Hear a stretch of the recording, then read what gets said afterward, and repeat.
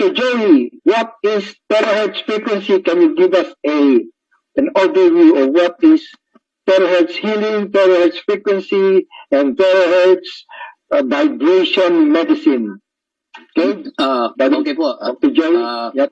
Ganito po, yung terahertz po is part of our electromagnetic spectrum coming from the sun. Before po, hindi po yan natin alam. And it was only discovered a few years ago. And then, yan po ay, kung titingnan niyo po yung araw, there is a portion there na ang tinatawag na microwave at infrared.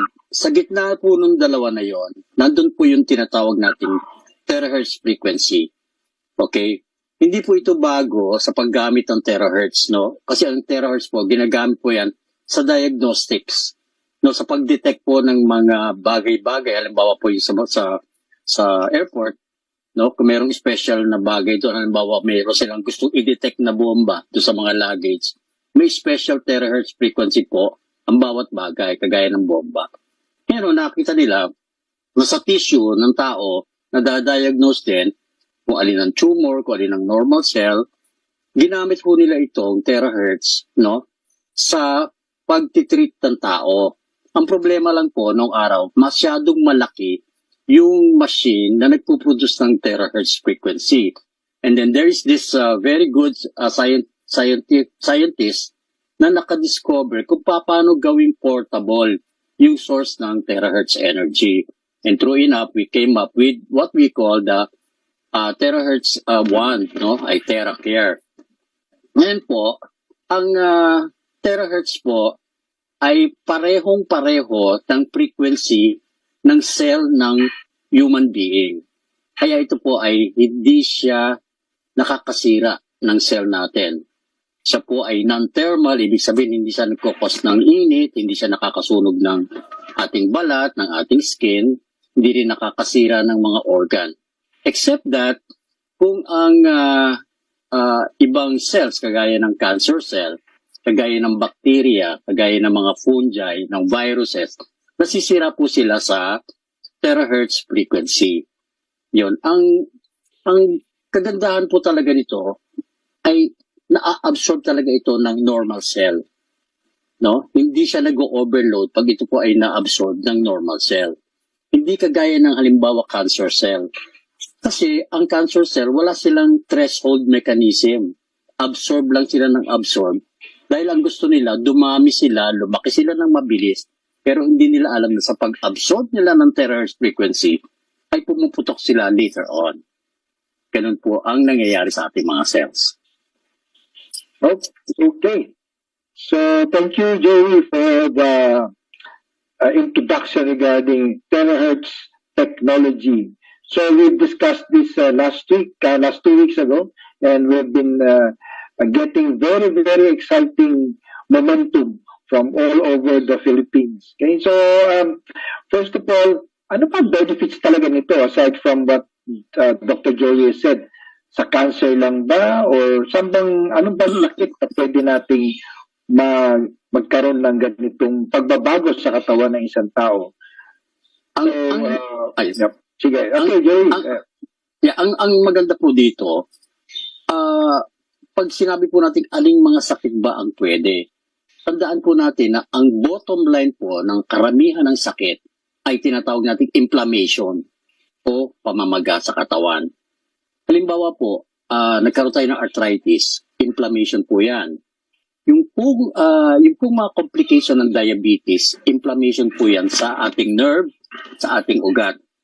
No? Yung pong tinatawag natin ng mga insomnia, yung mga dementia, no, pamamaga po yan. Lalong-lalo na po yung karamihan ng mga nagkakaroon ng sakit sa balakang, nagkakaroon ng sakit sa nerve, no, diabetes, infection, stroke, no, lahat po yan ay inflammation.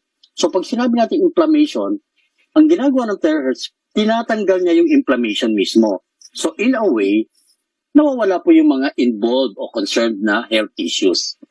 So, pwede ba ito sa may mga ganitong sakit? Pwede po. Siyempre po, hindi tayo natatapos sa pagtitreat ng terahertz sa ating katawan. Kailangan coupled with proper diet. Hindi po ito excuse para, sige, pwede lang kumain ng ng mga matataba, malalansa dahil nagte-terahertz naman ako. Hindi naman po pwedeng gano'n. Ang maganda po sa TerraCare device, it hits the bone, activates dormant stem cells, removes blockages. Yan po ang nagagawa nitong device na ito. Papakita ko po sa inyo, sino-sino na po ba ang mga gumagamit. Kung kilala niyo po to, si Sir Wilbert Tolentino. Siya po ay nagbebenta na po nito actually. No? Ninegosyo niya na po ito. Siya po yung manager ni Herlin Hipon Budol. Kung kilala niyo po yan. Siya rin po yung manager ni Madam Inuts. Ayan, kung mahilig po kayong manood ng lalo na po nung pandemic, sumikat po ito, no? Kasi sikat po ito sa live selling. Okay, nagbebenta na rin po siya. Ito po, no, may bati pa, ano. Yon, shoutout nga pala sa Prime International. Yan, si Team Herlin. Philippines. Oh, tapos ito si Madam Inuts. Hello, this is Madam Inuts. Shoutout nga pala sa Yan, Prime nag-shoutout Philippines pa, Team no? 5 Pro. So, post na natin. Okay, talagang may pa-shoutout pa. Tapos, no, ang mga gumagamit na po, no, si Miss Alice Dixon, Daisy Reyes, Elizabeth Oropesa. Tapos, ito pa po, no, si Sir Chris Lawrence, gumagamit po, no. Ayan po, bago siya This is what I do mag-show. for the show. I TerraCare, baby. Yan, nagbo-blower po siya ng kanyang tubig, no, bago po siya mag-show, no. Tapos, no, ito po si Sir Attorney Tolentino po, no, ng Pinoy Legal Minds ng SMNI. Ginagamit na rin po ito. Si Sir Arnel Ignacio, isang OWA chief po natin 'yan, no. May program po siya sa SMNI. Si Retired General Thompson Lanchon, bumili na rin po nito, no, gumagamit na rin po. Si Sir Salvador Mison, former general po, no, former President Lucio Tan Group of Companies, no, gumagamit na rin ito, bumili. Biglaan, no, on the spot po, no, napabili po ng pinakamahal po naming device. Tapos si Grepor Butch Belhica, gumagamit na rin po nito, binansagang teenage hoodlum, di ko po alam kung inabot nyo po yung mga palabas niya. Kilala nyo po ito? Anong pangalan nito? Okay. Basta, sikat din yan, di ba? So, naisa pelikula na pala yung kanyang kasi parang hoodlum before, tapos nagbago ang buhay. Tapos si Butch Dicini, pinsan po ni President BBM, bumili na rin, gumagamit na rin. Congressman Attorney Jun Chipeco, gumagamit na rin. Congressman Romeo Halasos, gumagamit na rin. Senator Alan Peter Cayetano, gumagamit na rin. Senator Manny Pacquiao, gumagamit na rin. No? Ayan po, no, may sample pa. Ayan, no, siya po yan, no, gumagamit na rin po, no. So, syempre, bago po ako mag-explain paano ba ito gumagana, paano ito nakakatulong sa katawan, pakitaan po muna namin kayo ng results. Sabi nga, result is the name of the game. Diba? Kahit ano mang explain po namin paano siya gumagana, importante po, may resulta. Okay? So, ito po, no, very good po itong device na ito sa mga diabetics. Ito po, no, isang testimony from 291 sugar level, after 18 minutes of therapy, naging 256. Wow! Di ba? Ang galing, no? Binlag po yan ng isang kaibigan po natin. Ayan, no? Nag-therapy siya dyan. Tapos sa mga stroke patients po, no? Very good po din ito. Ito po, no? Tabingi yung mukha. Ayan, pumantay. Ito, sugar level na naman, 201, naging 185 after 10 minutes of therapy. Ito naman po, no? Paralyzed person po, no? Taga Cebu ata to, no? So first day, syempre first day, hindi pa niya naigagalaw. On the 8th day, naigagalaw niya na po ang kanyang binte. On the 53rd day, tingnan niyo po, nagwa-walker na. 53rd day. Wow. 'Di ba? Tapos ganyan po, no, nakatayo na mag-isa, no? Nakapagpapa-picture na, ang ganda na ng ngiti. Bumata ang itsura. No, nakakatuwa, no, naka-recover po. Ito naman po, no, sa mga may arthritis. Diyan po ba sa barangay nyo, sa lugar nyo, may mga taong may arthritis, rheuma, meron po ba? Di ba? Uso po yan, no? Lalo na sa mga oldies po natin, no? So, ayan po, no? Hindi po maka-close open ng ayos. Ito po, nakaka-close open na.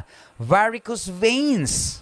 Wow, in just 2 months, no? Ng therapy po, tuloy-tuloy lang. Ano po nangyari? Lumubog. Wow. Pakisabi po, wow. Type naman dyan, wow.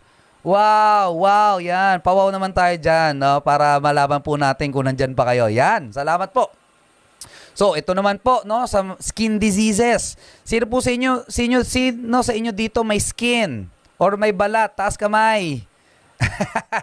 Okay, thumbs up po kayo dyan. Magsulat kayo dyan. Ako, may balat. No, sa balat po, very good. Kasi nga, binoblow po siya sa balat. No, nakakatuwa, no, kasi pati po balat, no, napapaganda po. Tapos sa mga may facial, syempre facial skin, no, nakakatulong po, nakakabata. Sino po sa inyo gusto pa magpabata ng mukha? Taas ang kamay. Bakit hindi? 'Di ba? Kung pwede nang magpabata ng natural 'di ba? Why not? Okay? Hair color and growth. Anong ibig sabihin nito? Ito po ang nipis na ng buhok, nagpuputi, gray na po yung kanyang buhok, no? After therapies, okay? Nangyari po, kumapal at bumalik po yung itim na buhok. Wow! Diba? Tapos ito po, bone to bone na po yung kanyang tuhod, masakit na po yan pag nilalakad. After 6 weeks of therapy, luminya po yung cartilage niya. 6 weeks! Nakakatuwa, ang galing. Next, ito naman po, aneurysm po, yung testimony po niya, Nung January 22, first time po siya ng therapy. January 31, ayan, nakalabas po, At nakapag-try na po maglakad. Wow, ngayon po, normal na po siya naglalakad, Naka-recover na po siya, Ito naman, osteoporosis, bedridden na lola, 93 years old. 2 months of therapy, hindi na po nakakaalis siya. Kaya nga bedridden hindi na po nakakaalis ng kama, After 2 months of therapy, ngayon nagsa-cycling na. Nakakakilos na ng mas maluwag, ng mas maayos. Wow, 'di ba? Ang galing. Ito naman po meningitis and sepsis, Itong batang ito ay naka-NGT na, hindi na po tinatanggap sa ospital, Sabi po ng kanyang pediatrician, nako, gamitan na natin 'to ng kasi nga, ay TheraCare, hindi nila alam kung anong pwede mangyari. Pero sige, gamitan natin kasi halos lost case na siya Ano nangyari? 2 weeks of therapy. Nakatindig muli ang batang ito. 3 years old. Grabe, palakpakan naman natin yan. Grabe. Isipin nyo po, ang galing, kung meron ka dito sa bahay mo, iba. Dapat magkaroon ka na agad dito sa bahay mo. Ang good news ko po sa inyo, nung after 2 weeks, ganyan itsura niya. Ngayon po, eto na siya. O, di ba? Nakakatayo na mag-isa. Di ba? Ang ganda pa ng forma, Nakakatuwa, Next. Ito po, matindi to. Ganyan lang. Ito si ma'am. Sakit siya talaga. Ano siya? Meron siyang frozen shoulder. Taas mo pa. Hanggang ganyan lang yung Hindi na pag-angat talaga niya kaya. ng braso. Hanggang ganyan lang. Hindi na pwede. Hindi pwedeng paaganon. Yung pagilid lang, hanggang dun lang. Ano po nangyari? Fast forward. Tinerapy po siya. Nagulat siya. Naigagalaw niya na. Parang I can feel it na siya. I can feel it. Diba? Tapos, tignan niyo po Yan, tignan niyo po to Yan. Naiangat. Ayan Sorry ba? Wow. Ilan po yung kaibigan niyo po na matagal na pong nagtitiis sa mga chronic pain, na ipit daw ang ugat, 'di ba? Hindi na makakakilos ng maayos. Ayan po. Pwede palang gamitan muna nito. 'Di ba? Kaysa magpa-opera ka na agad. 'Di ba? Ito naman si Kuya. Kuya Edwin, kanina bago kay therapy, Ayan, ganyan ako maglakad. Ganyan ako maglakad. Ngayon, tingnan mo. Tingnan mo.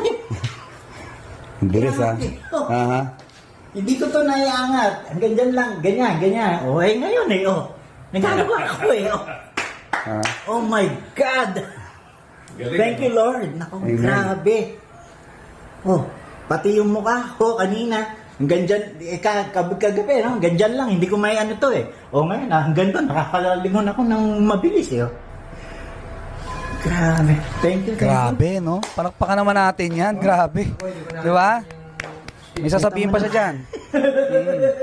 Error kasi strip na to Yes. Ano masasabi mo, Daddy Bro, sa... Thank you, ay TheraCare. Grabe. Naku, maniwala kayo. Ito ako na. 2 months ago, second stroke na ako. May heart attack pa, May mild heart attack. Ito ngayon. Kaya tuloy-tuloy to. Sigurado, pagka tinuloy-tuloy na. First session pa lang mo to. First session. 30 minutes Thank ko po you. siyang sinession yan. Tapos ito pa, isa pa. Staggering testimony. Full stroke po itong babaeng ito. Hindi po naigagalaw ang kanyang kaliwang kamay. Naiangat. Next. Ayan po, yung kaliwang paa niya, hindi niya po naigagalaw yan. Naiangat na naman. First therapy po yan, first therapy. Ano ba nakaangat yung paa mo? Alam mo? Yan ba yung kaliwa niyang paa? Yan yung hindi mo nakikilos? Gulat na gulat yung ate. Subukan Ito mo pa. na, ibababa mo naman siya na hindi mo tutulungan ng kaliwa. Sige. Try ko nga. Ayan. Isipin mo na kaya mo. Mag-concentrate ka doon. So kasi kanina po na iganon, no? Tatry naman niyang iganon, no? Eh nainip ako ng konti. Sabi ko kailangan may mangyari dito. Lower with prayer, di ba?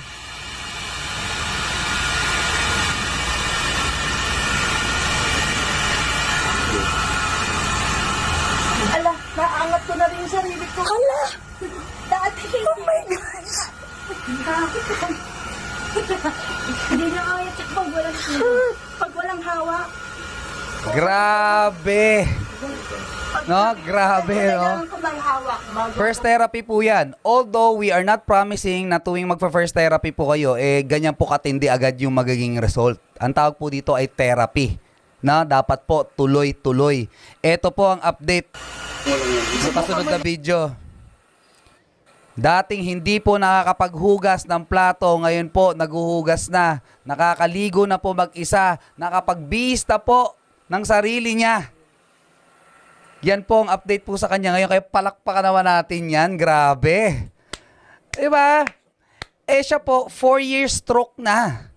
4 years paralyzed na po yung kanyang left side of the body. Ngayon po, no, road to recovery. Nakakatuwa, no? Ang ganda po talaga ng effect ng produkto po natin, no? To God be the glory.